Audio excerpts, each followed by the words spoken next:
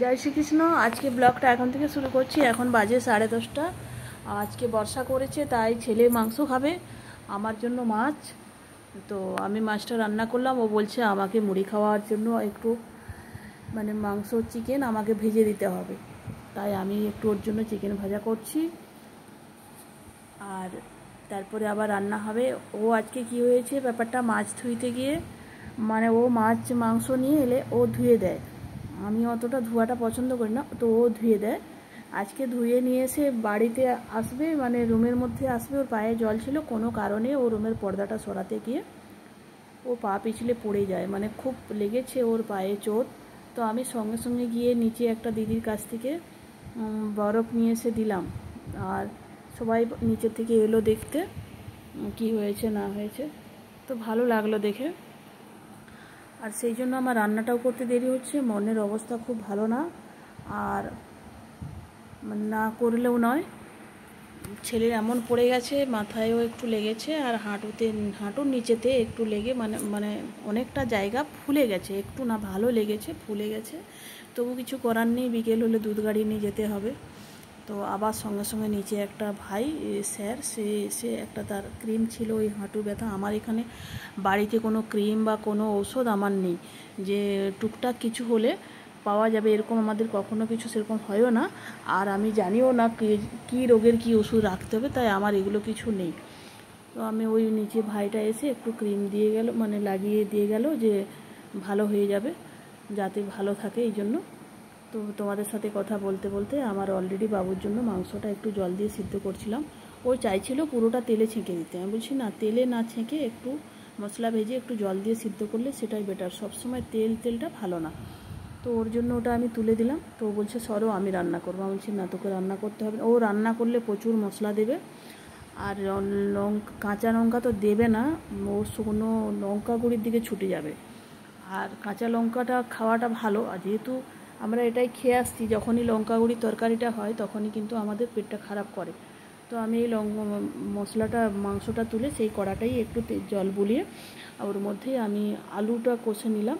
তারপরে আমি মাংস রান্নার জন্য একটু কালো গোলমরিচ আর লবঙ্গ, একটু দারুচিনি, একটু এলাচ আর একটা শুকনো লঙ্কা দিয়ে দিলাম। তো ওটা গরম ভাজা হয়ে যাওয়ার পরে একটু 3টে পেঁয়াজ কেটে রেখেছিলাম, ওটা আমি দিয়ে দিলাম। ওর 650 নিয়ে আন্দাজে যেটা লাগে সেটা আমি পেঁয়াজ কেটে রেখেছিলাম দিয়ে দিলাম। তো আমাদের আদা খুব একটা ইউজ করি না, তো বাবুকে বলতেও মনে নেই, তো নিয়ে আসে না। চলো যেটা আছে সেটা দিয়েই করে নেব। তো পেঁয়াজটা ভাজা ভাজা হয়ে গেছে, সেই জন্য আমি আবার রসুন বাটাটা দিয়ে দিলাম। আমার জন্য কিন্তু সাইডে মাছ রান্না করেছি, ওই মুহূর্তে কাঁচা লঙ্কা বাটা ছিল না, বাবুর ওরকম হয়ে গেল, সেই কারণে আমি এমনি লঙ্কা গুঁড়ি দিয়েই করেছি। তো কালারটা খুব লেগেছে, আর এদের জন্য কাঁচা লঙ্কা বাটা দিয়ে করলাম। পরিমাণ মতো হলুদ গুঁড়ি, পরিমাণ মতো লঙ্কা, একটু ঈষৎ দিলে দেওয়া যায়, না দিলে প্রচুর ঝাল হয়ে যাবে। পরিমাণে যদি লাগে মনে হয় যে একটু ঝাল কম হবে, তাহলে দেওয়া যেতে পারে। তো আমি একটু হালকা করে দিয়ে দেব, কারণ হালকা একটা কালার আছে। আর না হলেও যদি না দেই, একটা কাঁচা লঙ্কা আর হলুদের তরকারির একটা আলাদা কালার, যেমন মাংসর একটা খুব লাল কালার হয়, সেটা না হলেও এর একটা নিজস্ব কালার আছে। তো হলুদের কাঁচা লঙ্কা সেটাও কিন্তু দেখতে ভালো লাগে। তো আবার আমরা খেয়ে খেয়ে আমাদের অভ্যাস হয়ে গেছে ওটা দেখে, ওটা আমার কিছু মনে হয় না। তো আমি এমনি ওই শুকনো কড়ার মধ্যেই কিন্তু আমি মাংসটা নাড়তে নাড়তে ওই মশলাটার মধ্যে আমি কিন্তু কোনো জল দিই না। ওর মধ্যে যেহেতু ব্রয়লার না, ওর মধ্যে পোলট্রি মুরগি, ওর মধ্যে নিজস্ব একটা রস থাকে, সেটা নুন দিলে বেরিয়ে যায়। তো আমি ওর মধ্যে ওইসব জল না দিয়ে এমনি নাড়তে নাড়তে জল বেরিয়ে গেল। সেই জলটা যতক্ষণ না অবধি শুকনো হয় আমি কিন্তু ঢাকা দেবো, নাড়বো, ঢাকা দেবো, নাড়বো, কিছুক্ষণ পর খুলবো, ঢাকা দেবো, নাড়বো। এই দেখো, এইভাবে করতে করতে কিন্তু এর একটা নিজস্ব যে কালার, সেটা কিন্তু দেখতে খুবই ভালো লাগে।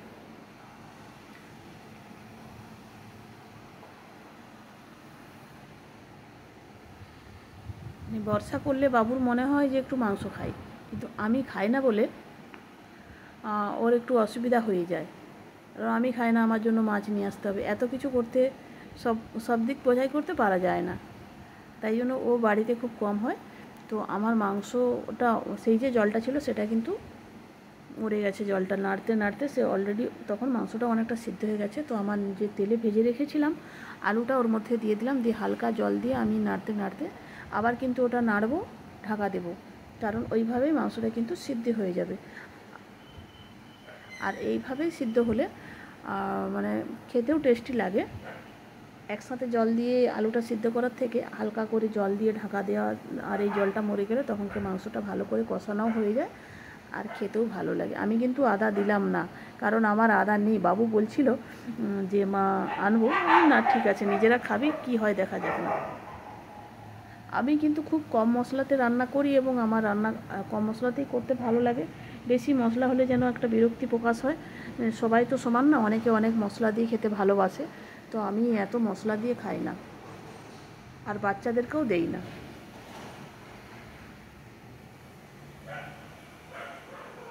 দেখো আমার কিন্তু সেই জলটা ইয়ে হলো, আমি এবারে ওর মধ্যে যতটা পরিমাণে মানে ঝোল রাখা হবে সেই মতো, ওটাও সিদ্ধ হবে সেই মতো জল দিয়ে দিলাম। এবার আমার ফুটতে ফুটতে অলরেডি দেখো কিন্তু কালারটা খুব খারাপ লাগে না, মোটামুটি একটা কালার হয়ে গেছে। আর মাংস আমার সিদ্ধও হয়ে গেছে, পরিমাণ মতো ঝোলটাও আছে। তার মধ্যে আমি একটু মিট মশলা দিয়ে দেবো, কারণ ছেলে একটু মশলাটা বেশি পছন্দ করে। মিট মশলাও আমি ওর মধ্যে দিয়ে দিলাম। একটু ফুটে যাওয়ার পরে আমি ওটাকে নামিয়ে নেব।